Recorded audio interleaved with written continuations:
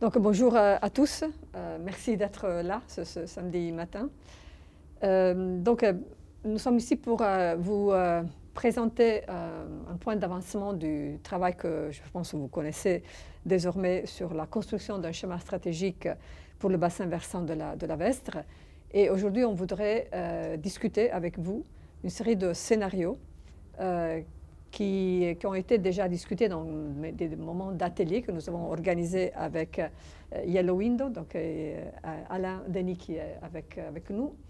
Et c'est le travail que nous avons réalisé avec l'Université de Liège, qui n'est pas présente aujourd'hui, mais avec laquelle nous collaborons chaque jour.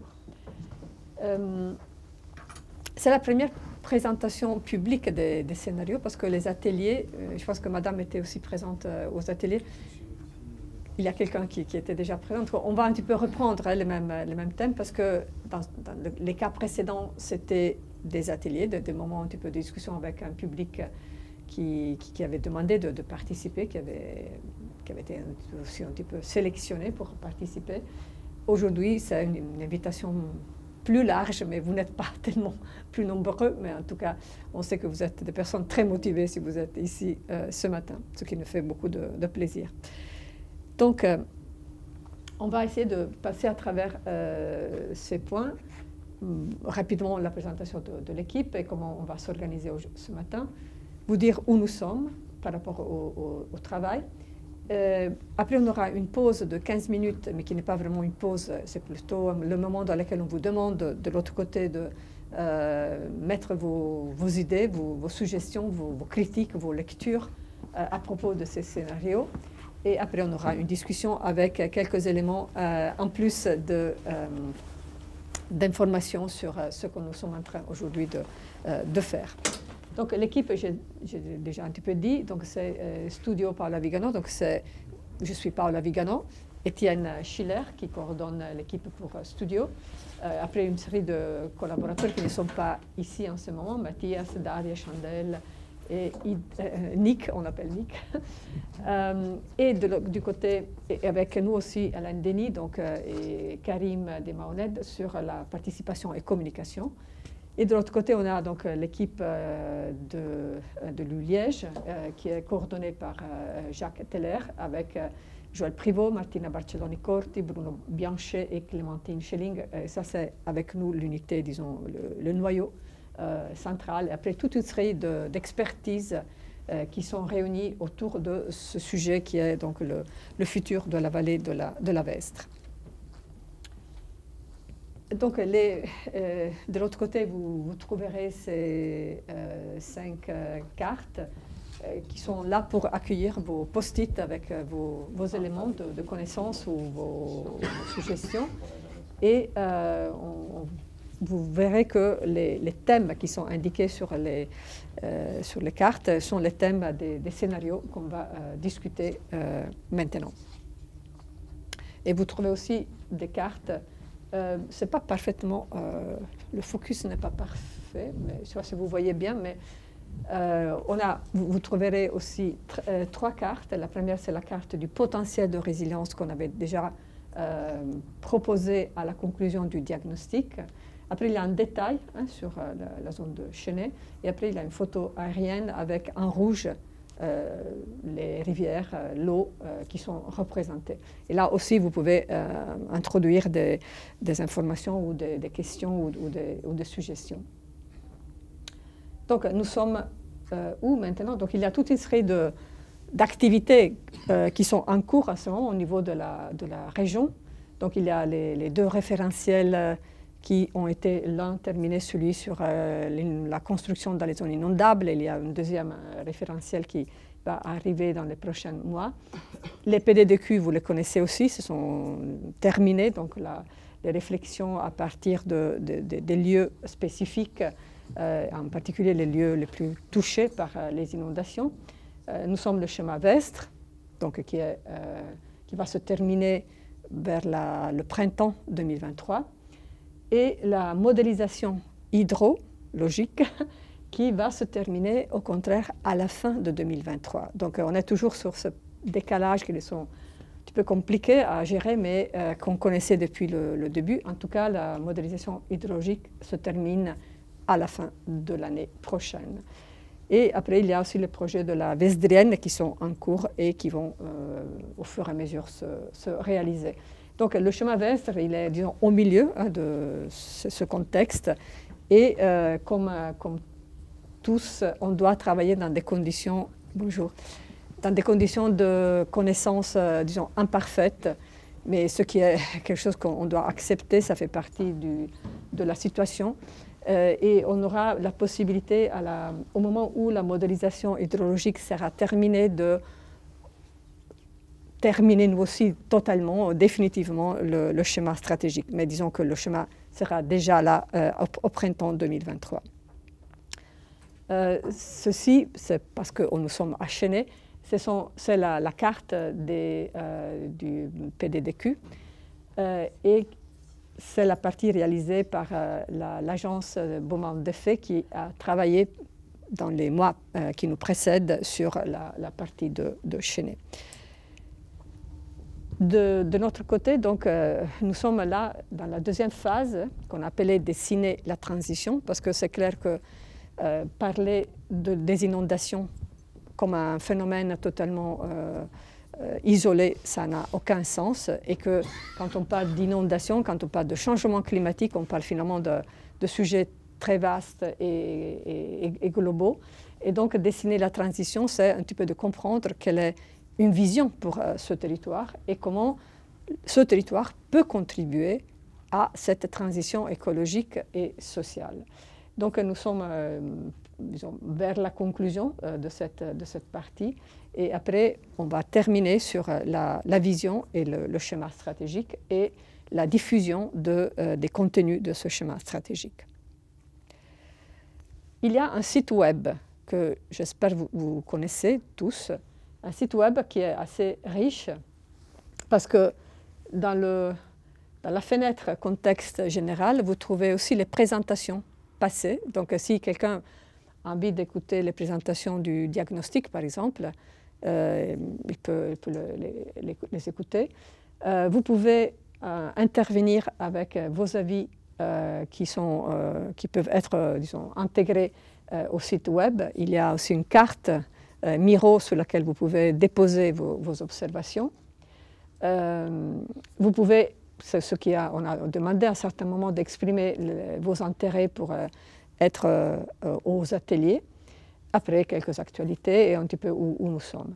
Et donc là, vous voyez que c'était indiqué les moments d'activité sur place, les permanences que nous avons fait, très nombreuses dans chaque commune, que nous sommes en train de terminer maintenant. Donc disons que le site web, c'est un petit peu le résultat de tout ce qu'on a fait et c'est là, vous pouvez l'utiliser et c'est, je pense, assez clair.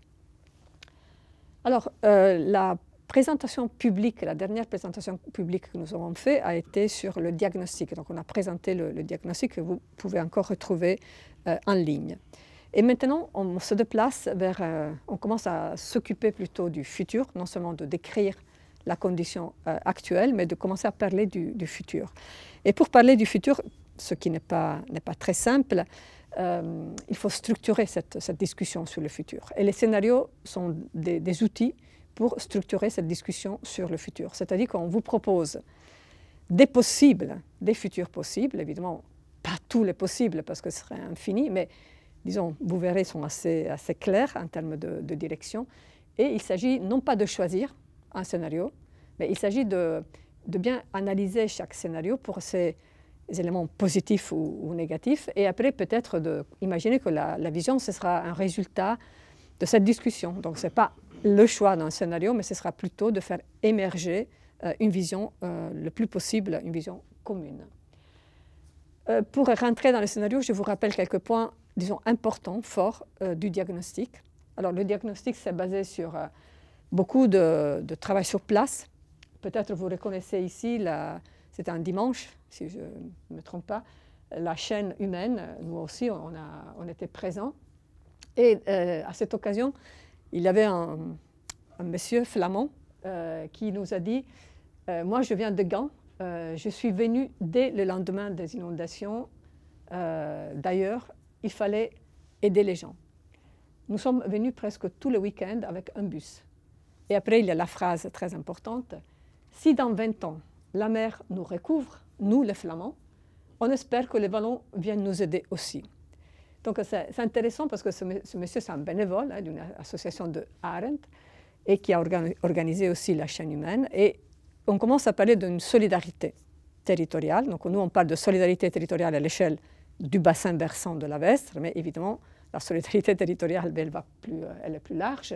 Et c'est intéressant de comprendre que les Flamands voient devant eux aussi ce risque énorme d'aller sous l'eau et que donc ils se préoccupent finalement de construire des bases d'une solidarité future.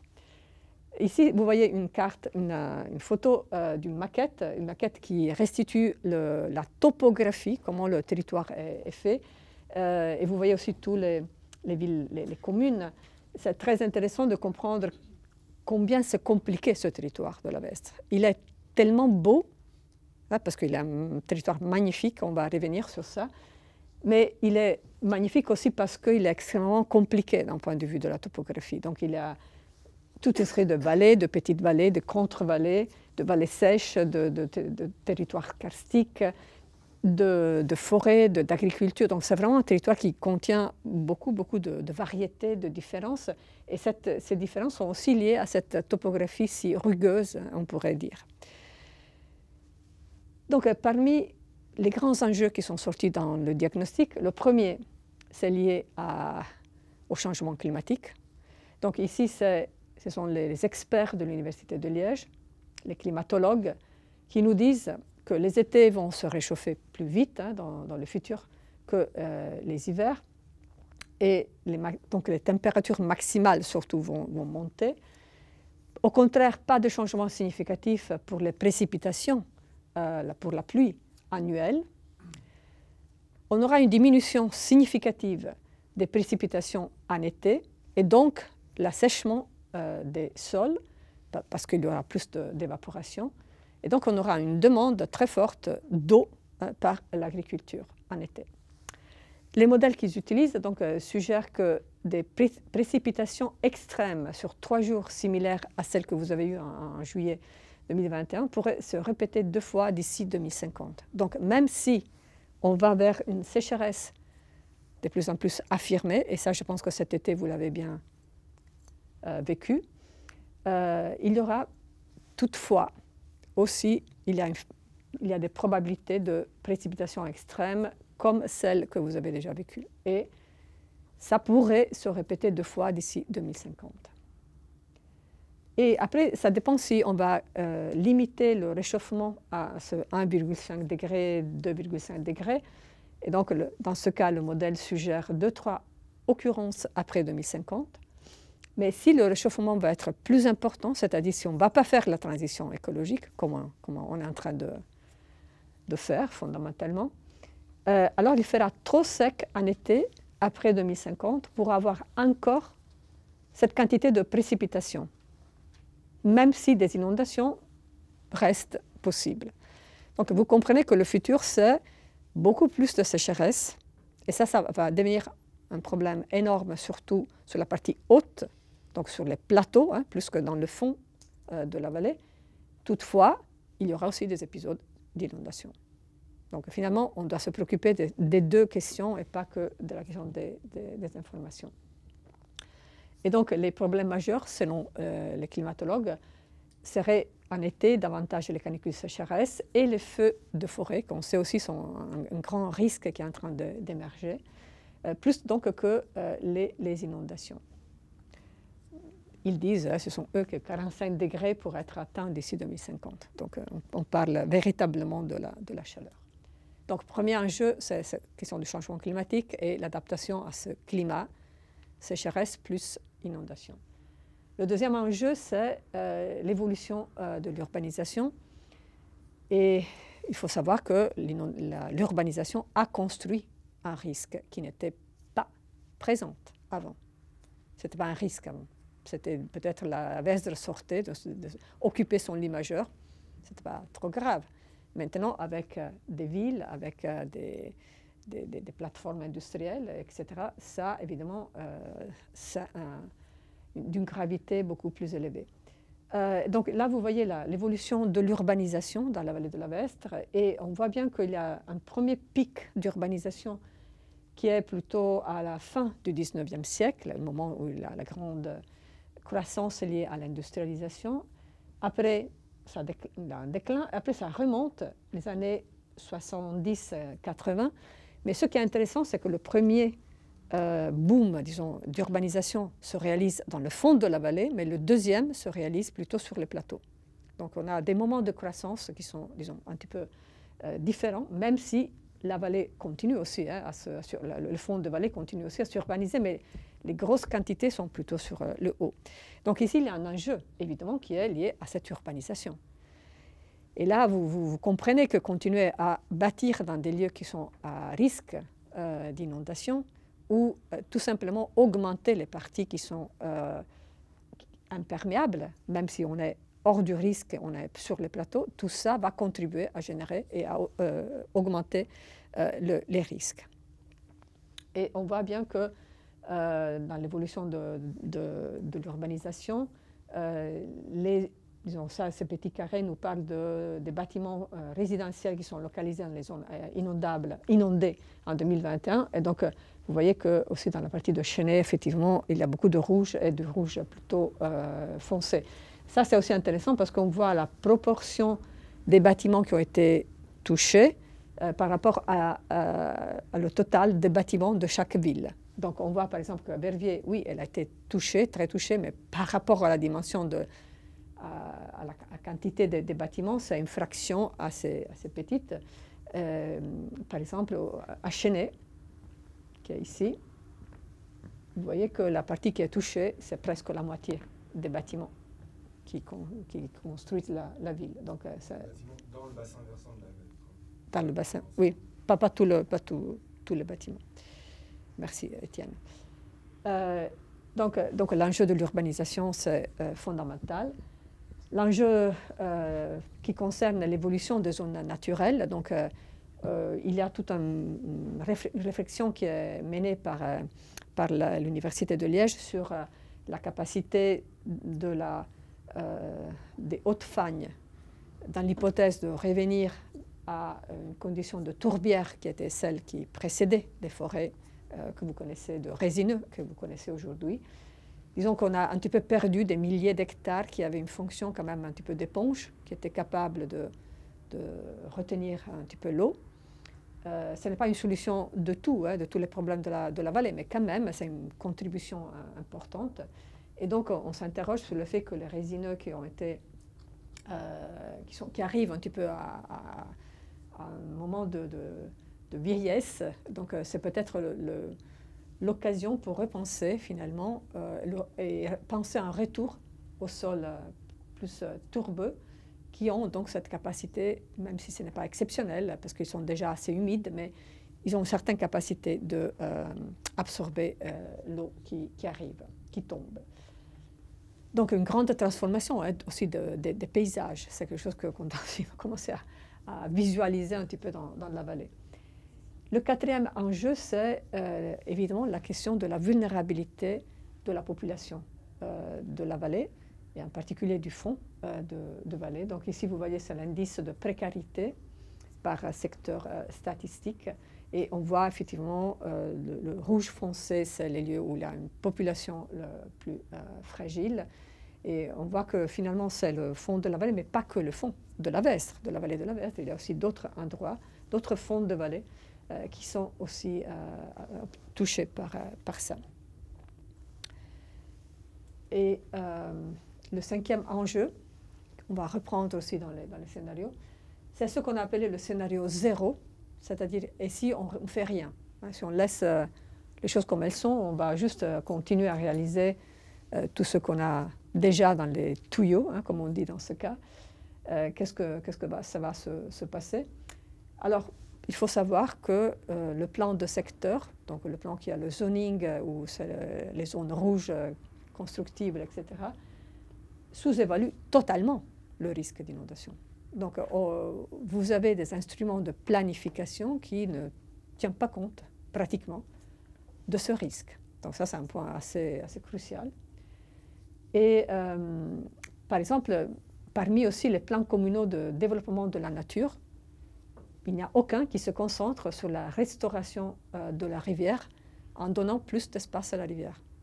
Donc, il n'y a pas de problème. Donc, la rivière, elle est canalisée, pratiquement, et il n'y a pas d'idée de lui redonner un petit peu d'espace. Vous connaissez aussi l'inertie du plan de secteur, combien c'est compliqué, difficile de le transformer. Donc, il faut quand même assumer, même si on ne le change pas, il faut assumer un principe de prudence dans la reconstruction des zones inondées ou dans l'extension de villes qui est encore là. Donc, ce principe de prudence, il faut quand même l'assumer, même si les instruments de la planification nous disent que là, on peut construire. Oui, mais il n'y a pas une analyse des risques. Hein, donc, c'est pour ça que c'est si facile, semble être si facile. L'évolution probable, très probable des zones d'aléas, donc des risques, renforce la nécessité de ce principe de prudence. Donc, il y aura même une évolution de la carte qui va dire où sont les zones plus à risque. Donc, il faut quand même conserver ce principe de prudence. Après, il y a des types de plans, comme par exemple les programmes communaux de développement rural, qui sont assez intéressants dans leur structure, et on pourrait peut-être y réfléchir pour imaginer une vision pour rétablir la qualité de vie dans la vallée. Donc ça, c'était juste pour vous rappeler les quelques points vraiment importants qui sont sortis du diagnostic. Et avec ça, on peut avancer dans la deuxième partie, donc la diagnostic multithématique. Et la deuxième partie, c'est ces 4 scénarios, lesquels aussi s'appuient sur une série d'autres explorations, mais qu'on va vous montrer peut-être après la discussion. Donc, vers la vision à travers ces 4 scénarios d'intervention qui sont liés à, disons, un objectif qui est celui d'arriver à une vallée plus résiliente dans le futur et aussi plus solidaire, donc qui accepte de mettre en commun, disons, ces risques. Et chacun agit en fonction non seulement de son propre territoire communal, mais en fonction aussi de la vallée dans son ensemble. Vous êtes quand même un bassin versant, donc il y a des liens évidents qui tiennent les différentes parties. Alors, les 4 scénarios sont ceux-ci. On a 2 scénarios, ce que vous voyez, disons, en horizontal. Premier scénario, un futur sans rupture. C'est-à-dire, on continue comme on a fait dans le passé, et on espère que les choses puissent s'améliorer, mais difficilement ils vont s'améliorer. Disons, un futur sans rupture. On ne veut pas des ruptures, et donc on continue comme on a fait dans le passé. À l'opposé de ce scénario, vraiment pour dessiner un champ de possibles, nous avons mis un scénario dans lequel c'est plutôt la rivière qui nous dit qu'est-ce qu'il faudrait faire, pas nous. Pour une fois, on a donné la parole à la rivière, donc c'est ce que veut la rivière. Comment la rivière, et ici c'est les rivières, il n'y a pas que la Vesdre, comment les rivières nous ont montré, hein, parce qu'on l'a vu, quel était l'espace qui était nécessaire, quels étaient les parcours qu'elle faisait. Donc on va un petit peu regarder plutôt du côté de la rivière. Avec ces 2 pôles opposés, on a d'un côté la continuité avec le passé et de l'autre vraiment un changement de cap radical. Et ça, c'est vraiment les 2 pôles, disons, de la réflexion. Dans l'axe vertical, vous voyez 2 scénarios qui sont plutôt liés à la forme de la ville, à la forme de l'urbanisation, comment la vallée est habitée. Alors, le scénario 3 s'appuie sur le fait qu'il y a quand même des tendances dans cette urbanisation assez fortes qui nous montrent des éléments perpendiculaires, perpendiculaires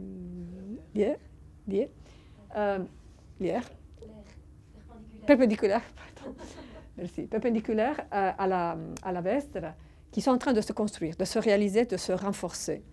Et tout ça est lié évidemment à aller vers le plateau surtout, aller vers l'autoroute, vers les grandes infrastructures et aussi les plateaux économiques.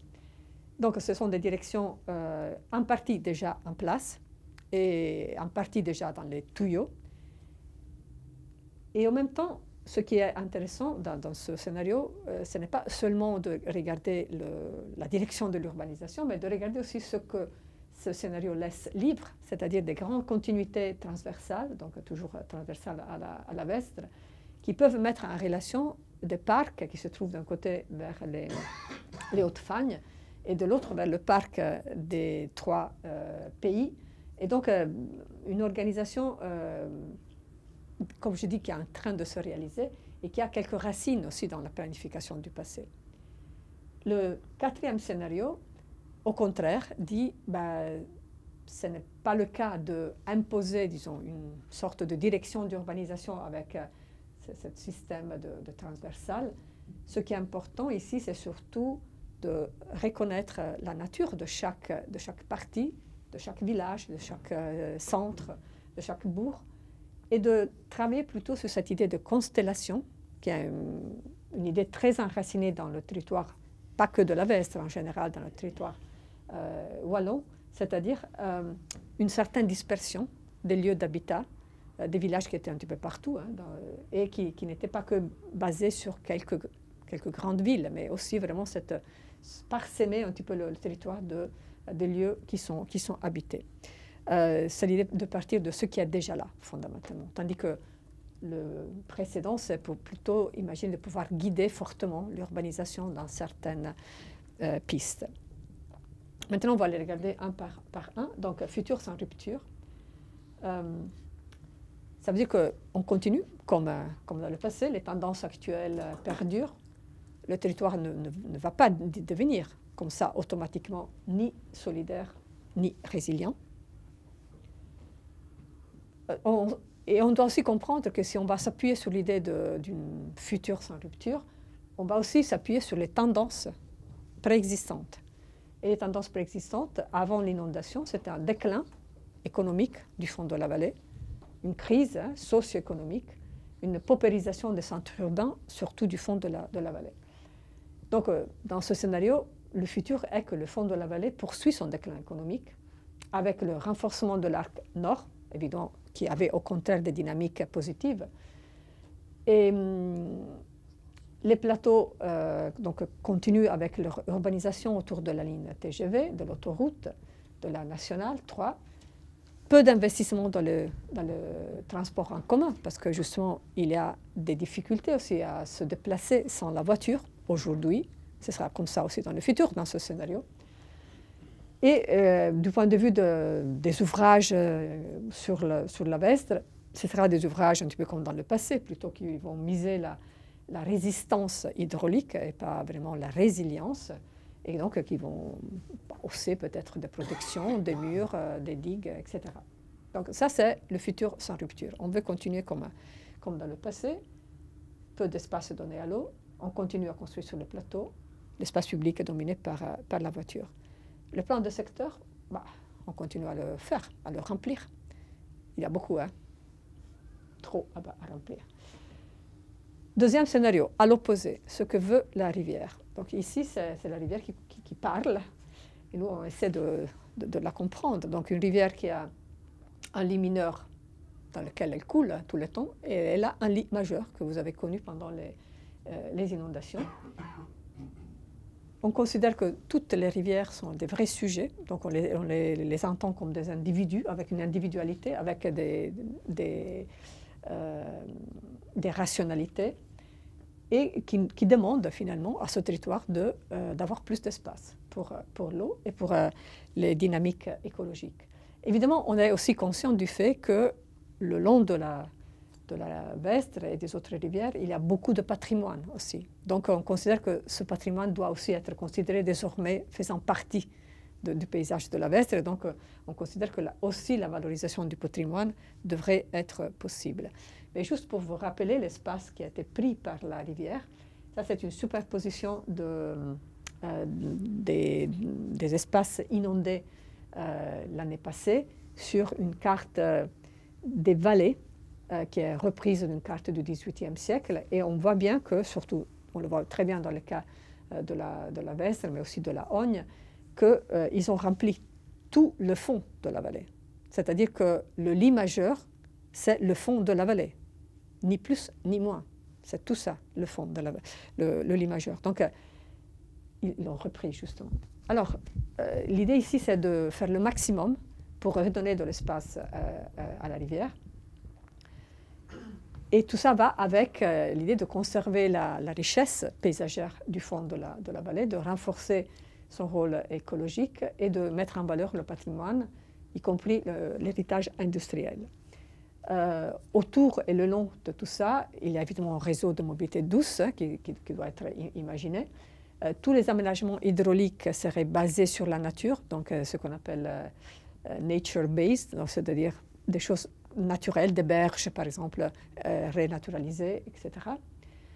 Le fond de vallée devient très attractif en termes touristiques, ça c'est clair. Si on faisait vraiment ça, on aurait déjà la vallée très belle, si on donnait plus d'espace à la rivière, plus de renaturation, et évidemment, valorisation du patrimoine, évidemment, tout ça construit une condition d'attractivité touristique plus importante.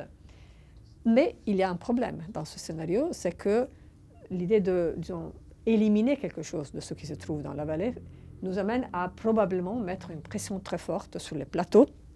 Et les plateaux sont fragiles aussi, hein. Ce n'est pas que les plateaux ne soient pas du tout dans des conditions critiques. Et donc, cette densification qui serait le résultat, la conséquence de libérer un petit peu la vallée, nous semble un point difficile, disons, un point sur lequel il faut réfléchir. Et aussi, on devrait imaginer de déplacer certaines activités économiques sur les plateaux. Donc, ce scénario, disons, qui amène à une image un petit peu pastorale, hein, comme on a déjà dit, et donc la mise en valeur de tout ce fond de vallée aurait quand même un problème, une conséquence sur la densification des plateaux. Donc avec ça, vous avez un petit peu les deux éléments forts de positionnement. Maintenant, on regarde plutôt l'urbanisation. Alors, les continuités transversales. D'abord, il faut dire qu'elles existent déjà en partie, hein. Ça, c'est Belkenrad et Eupen. Donc ça, pratiquement, c'est une ville linéaire qui existe déjà, qui remonte du fond de vallée, qui remonte les plateaux. Il y a les plaques industrielles. Mais aujourd'hui, par exemple, il n'y a pas de transport en commun sur ce système-là, ce qui devrait être imaginé. Vous voyez aussi que dans le cas de Belkenrad et Eupen, en effet, il y a des zones assez libres qui restent à côté. Ce n'est pas toujours le cas, hein, dans les autres parties de la vallée. Mais tout ça nous rappelle de quelques diagrammes, quelques projets, quelques plans qui avaient été discutés dans le passé. En particulier ce plan le parc des 3 pays, comme vous savez, entre l'Allemagne, l'Hollande et la Belgique, dans lequel la vallée de la Vestre, que vous voyez ici, représentée, ça c'est la ligne TGV, ça c'est Verviers. Ah, vous ne voyez rien. En fait. Oui, on ne voit pas, mais Liège, non? Verviers, Eupen et Aachen. Donc vous voyez, c'est la ligne à haute vitesse. On voit que l'idée qui était discutée à l'époque était vraiment celle de rester sur des centralités compactes et d'avoir des grands éléments de connexion verte entre les parcs en haut, le parc donc des 3 pays, et tout le système de parcs des Ardennes. Et cette position, après, vous voyez, il y a au contraire des conurbations assez continues, hein, qui sont autour. Mais ici, justement, la vallée de la Vestre jouait le rôle d'un espace un petit peu de passage, de transition aussi écologique. Et ceci grâce à cette idée de conditions compactes des villes principales. C'est un schéma qui ne s'est pas réalisé, évidemment, hein, vous le savez, mais à la hauteur de Eupen, il s'est un petit peu réalisé. Quand on a parlé avec des collègues de ces schémas, on nous a dit que, effectivement, la voie des urbanistes allemands et hollandais a été particulièrement active, tandis que les Belges sont restés un petit peu comme ça. En effet, c'est assez typique aussi de l'urbanisation en Allemagne, hein, cette idée de rester très compact, de laisser les espaces à l'extérieur très ouverts. Tandis que la Belgique, elle est connue pour ses systèmes plutôt réticulaires, qui vont un petit peu partout, qui sont un système différent. Donc, on voit bien qu'il y a vraiment des cultures qui se confrontent dans ce parc des trois pays. Toutefois, ces systèmes perpendiculaires, ils existent et ils existent aussi dans la planification. C'est-à-dire qu'ils pourraient se réaliser. Ceux qui ne sont pas encore réalisés pourraient se réaliser. Par exemple, celui à l'auteur de Verviers, vers Herve, par exemple. Et donc, ce scénario veut vraiment interroger cette idée. Quels sont les éléments intéressants, quels sont les éléments qui, au contraire, sont très, très négatifs? Alors, ici, les centres urbains principaux sont clairement renforcés. Et donc, c'est l'idée de restructurer les centres de Verviers, Eupen, Liège, Chaux-de-Fontaine. On travaille sur cette transversalité nord-sud qui va lier donc les équipements et les infrastructures existantes donc sur le plateau avec le fond de la vallée ou aussi vers Spa. On imagine de renforcer les connexions et le transport en commun le long de ces axes. Parce qu'en tout cas, il y a des activités qui se trouvent le long des gens qui vont travailler, donc il y a une mobilité assez forte. Et pour ce qui concerne vraiment le fond de vallée, les nœuds dans lesquels il y a le croisement entre les perpendiculaires habités et renforcés et la vallée, donc deviennent des nœuds stratégiques importants. Et après, on voit cette idée de connexion verte. Ça veut dire que tout le reste devrait être plutôt calmé, je dirais, devrait être plutôt considéré faisant partie de ces grands territoires de parcs qui vont connecter le nord et le sud. C'est très clair l'idée. Déconcentration, disons, urbaine plus forte avec cette forme perpendiculaire et pour le reste, plutôt un territoire plus poreux qui est traversé par des systèmes écologiques, des continuités, etc. C'est un petit peu, on considère ce scénario un scénario top-down, c'est-à-dire que le réaliser impliquerait une organisation très forte, hiérarchique, qui impose un petit peu ce type de projet qui n'est pas vraiment dans la réalité, même s'il est aussi dans la réalité. C'est toute l'ambiguïté des choses qui sont en partie déjà là et en partie sont totalement contradictoires avec ce qui est là. Mais pour bien se comprendre, donc valorisation des grands parcs naturels et leur connexion, ce qui est aussi d'un point de vue de l'attractivité touristique, rentrer dans ce système de parcs à l'échelle européenne, c'est aussi quelque chose d'assez intéressant, aussi d'un point de vue économique. Et le long de ces axes transversaux, où on a beaucoup de plaques industrielles, ce serait toute la réqualification de ces plaques industrielles et une nouvelle mobilité qui s'appuie sur une ligne de transport en commun qui serait organisée le long de ces axes. Le quatrième scénario, donc c'est celui qui fait qui contrebalance l'idée un petit peu top-down. C'est plutôt un scénario qu'on appelait des constellations pour dire que finalement, il faut partir de ce qui est là. Donc on ne peut pas arriver avec un schéma qui hypothétise une réalité différente. Il faut partir de ce qui est là. Ce qui est là, c'est un système dispersé de centres, de systèmes aussi à ruban, comme vous les connaissez, et qui tissent des relations entre eux, peut-être des relations qui ne sont pas juste à l'échelle de chaque commune ou de chaque village, mais plusieurs communes ou plusieurs villages qui construisent justement ces constellations. Et c'est l'idée qu'il y a tellement à faire, juste dans l'idée de récupérer, requalifier, régénérer ce qui est déjà là, que finalement, ça pourrait être le grand projet et la vision donc, future. Donc, c'est cette condition dans laquelle on a justement un territoire qui est boisé, qui est cultivé, dans lequel on trouve ces éléments. Et c'est finalement de faire avec ce socle qui est historiquement dispersé, qui est dispersé depuis au moins le Moyen-Âge. Et ce scénario donc, requalifie, régénère tous ces nœuds et les rend parfaits. On utilise cet adjectif parfait par rapport à quoi? Capable d'opérer la transition écologique et sociale. C'est-à-dire que chaque morceau de ce territoire, et pas que les parties habitées, mais aussi l'agriculture qui doit évoluer, mais les forêts qui doivent évoluer, tout le territoire commence à s'imaginer dans une condition de transition et donc on imagine de pouvoir devenir beaucoup mieux, beaucoup plus résilient par rapport au passé. Donc c'est un scénario de régénération. Régénération partout, prise en compte de tout ce qui est déjà là, sans exclusion. L'idée vraiment d'agir sur tout le territoire, c'est la seule façon de faire la transition, parce que la transition ne sera pas faite par quelques nouveaux bâtiments bien faits. La transition écologique, la diminution des émissions, la diminution de consommation d'énergie ne sera faite que si tout ce qui est là va être amené à un niveau de performance plus adéquat. Donc, on considère la réalité actuelle et historique. Ces fragments peuvent être amenés à travailler d'une façon solidaire et complémentaire.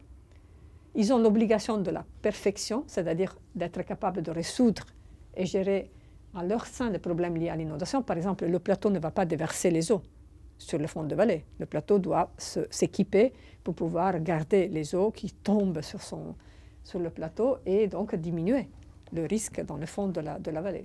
Quand je parle de perfection, je parle de ce type d'intervention, mais aussi lié aux sécheresses, etc., et socio-économiques. Il y a évidemment dans ce cas un investissement important à faire dans le transport en commun parce que ça reste un lieu dispersé. Donc ce n'est pas facile de se déplacer sans avoir la voiture ou plusieurs voitures dans la famille. Et donc il faut travailler sur un type de transport en commun capable de résoudre les relations, le problème des distances et des relations entre les différentes parties. Et finalement, les règlements aussi doivent évoluer parce que on doit bâtir différemment dans le futur. Et donc, la culture du bâti doit aussi évoluer vers cette culture de la transition. Donc, on va régénérer toutes les différentes parties. Les activités, surtout les activités liées à l'eau, restent et les autres activités devraient être un petit peu réinterrogées par rapport à la nécessité de rester dans le fond de la vallée ou comprendre la proximité à l'eau, quel est le bénéfice qu'il va apporter. Mais aussi, par exemple, l'agriculture doit être repensée par rapport au changement climatique. On parle de la sécheresse, par exemple. Ça veut dire qu'on doit vraiment collecter l'eau et non seulement l'infiltrer, mais vraiment la garder aussi pour l'agriculture sera toujours plus fondamental. Et donc, le bocage, qui étaient des systèmes aussi de rétention de l'eau, et les bosquets aussi, qui retenaient l'eau. Donc, tous ces systèmes-là doivent être réintroduits. Ils ont été partiellement détruits, comme vous savez. Donc, c'est un paysage qui doit se reconstruire par rapport au passé. Une question? Oui. Dans ce système, on voit bien ce que ça a donné. C'est-à-dire que les localités spaghetti ont construit l'ont des routes de localité à localité. Ça me paraît un peu contradictoire, parce que c'est quelque part déjà construit. Alors ça devrait être à la limite démoli. Je veux dire que si on veut recentraliser, les gens et les promoteurs immobiliers et les cultivateurs qui ont des terrains à bâtir ne vont jamais accepter ce genre de choses. Ça va être la révolution. Non, mais vous avez raison, parce que je n'ai pas peut-être assez bien expliqué, parce qu'ici, c'est l'idée de travailler sur le déjà là, y compris aussi cette urbanisation en ruban. Donc, le dessin, vous avez raison, c'est légèrement différent. Peut-être on doit l'adapter parce que c'est un malentendu qui peut se générer, mais ici, l'idée n'est pas celle de démolir. L'idée est celle de faire fonctionner mieux ce qui est déjà là. Ce qui est déjà un projet énorme. Enfin bon, j'ai dans ma famille un agriculteur qui arrête, et au lieu de remettre, parce que beaucoup de ces terres sont des terres constructibles selon le plan de secteur, lui, ce qu'il voit, c'est, moi, je vends des terrains à bâtir et c'est le jackpot. Bien sûr, ça c'est la grosse question, mais c'est pour ça que j'insiste, et on va insister jusqu'au bout, sur le fait que le gros thème qu'il y a ici, c'est la régénération de ce qui est déjà là.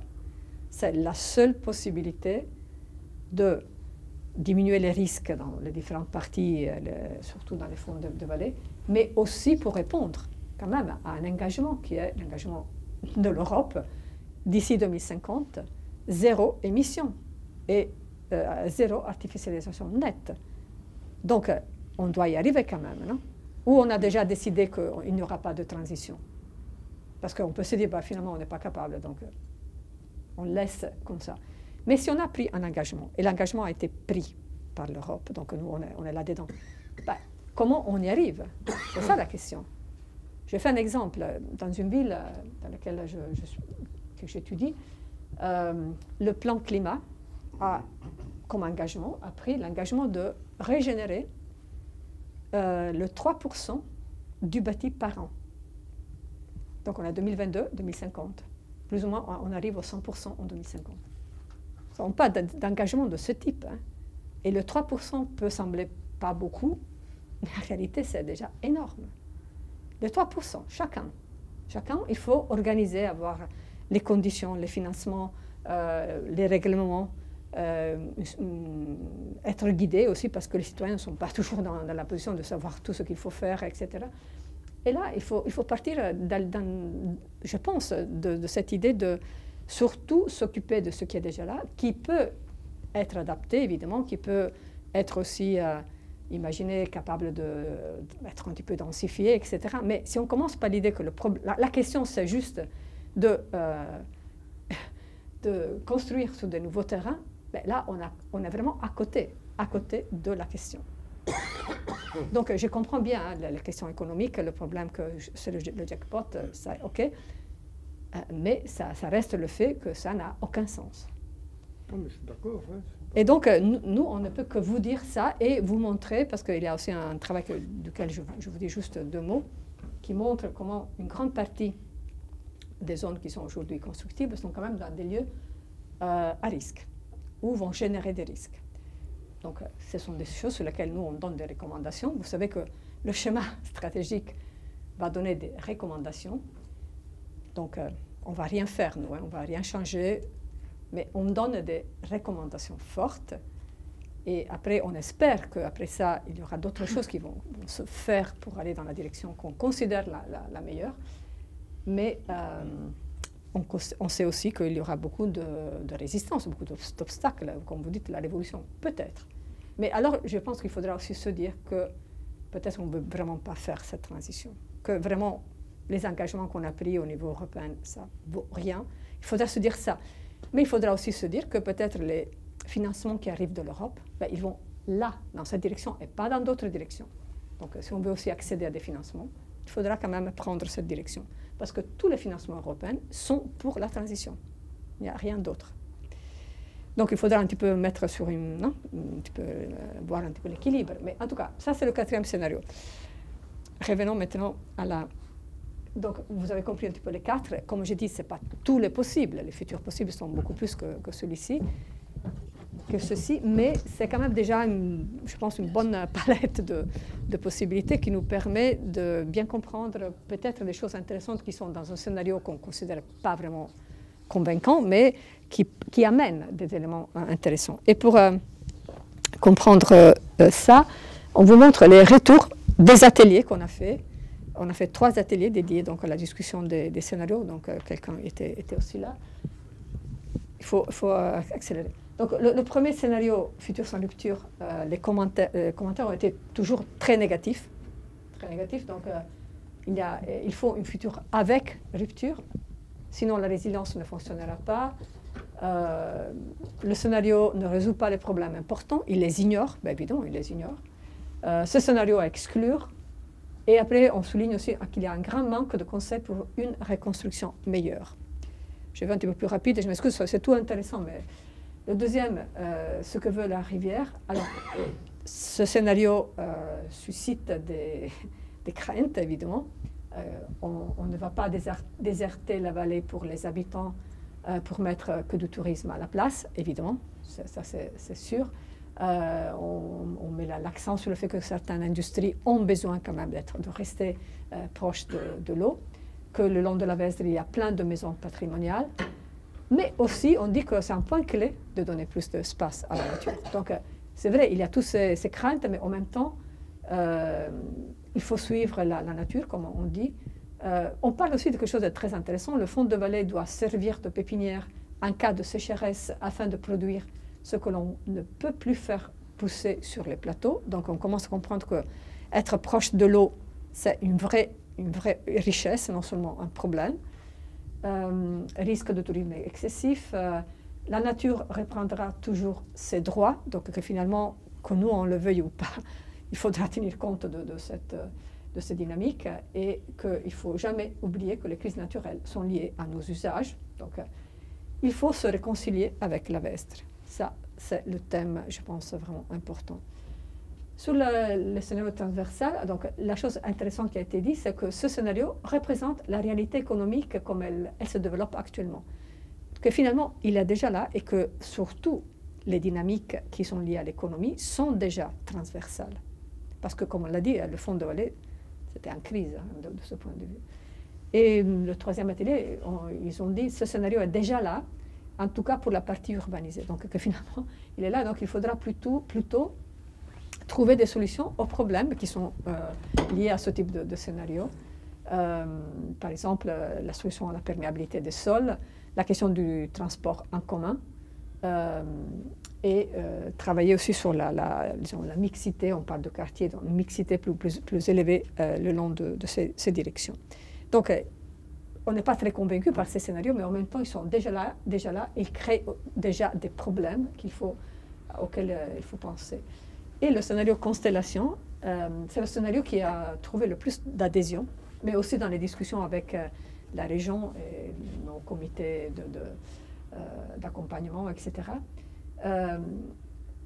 C'est l'idée que finalement, chaque partie doit résoudre ses problèmes, donc chaque commune doit agir en amont pour les autres au niveau hydraulique,